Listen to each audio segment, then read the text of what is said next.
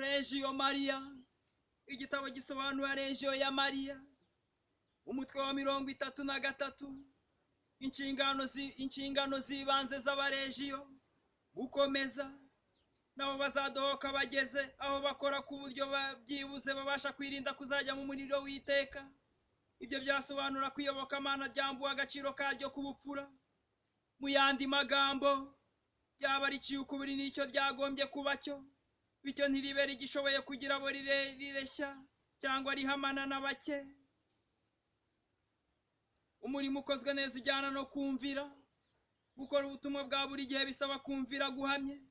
Kubera iyo mpamvu haba mu myambarire, mu mvugo, imigirire n'imyifatire, nubwo byaba byoroheje gute, nta na rimwe bigomba gutanga urugero ruyobya abandi.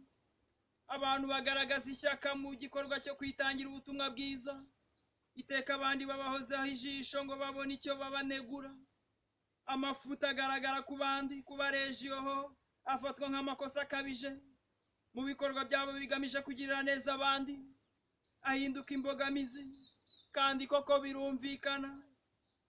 None se kuki uburenganzira bw'abantu gusaba ko bashishikariza guharanira kugera ku butungane buhanitse, nabo ubwabo baba barangwa n'imigenzo myiza itambutse yabo babwira? Icyakora hano aho kimwe no mu bindi byose ni ngombwa gukoresha ubushishozi no gushyira mu gaciro. Abimirije imbere gukora icyiza ntibagacibwa intege no kwibwira ko nabo ubwabo ari abanyantege nke. Kuko bigenze bityo, ako ubutumwa kaba kashobotse.